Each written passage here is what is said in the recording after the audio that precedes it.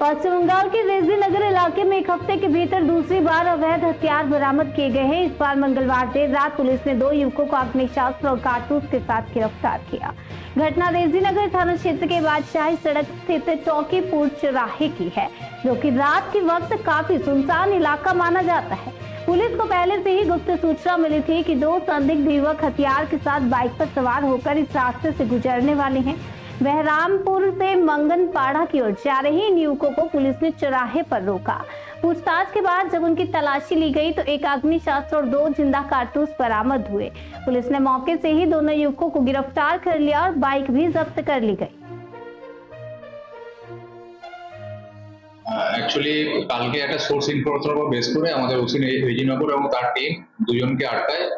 দুজনকে আটকানোর পর তারা বাইকে ছিল, বাইক থেকে তল্লাশি চালানোর পর তাদের কাছ থেকে একটা আর্মস ও 2 রাউন্ড লাইভ অ্যামুনিশন পাওয়া গেছে, যেটা আমরা প্রপারলি সিজ করেছি এবং আর্মস অ্যাক্টে কেস করা হয়েছে।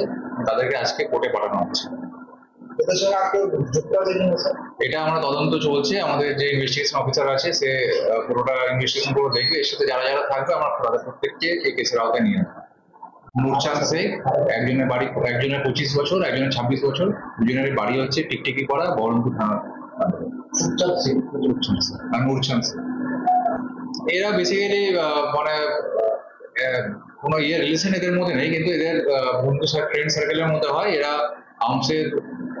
আর্মস নিয়ে বিভিন্ন মানুষকে ভয় দেখিয়ে যে অ্যাক্টিভিটিস গুলো হয়, লিগেল অ্যাক্টিভিটিস এর মধ্যে ইনভলভ আছে, এটুকুই আমরা জানতে পেরেছি। বাকিটা তদন্ত চলছে, তদন্তের মাধ্যমে যেটা উঠে আসে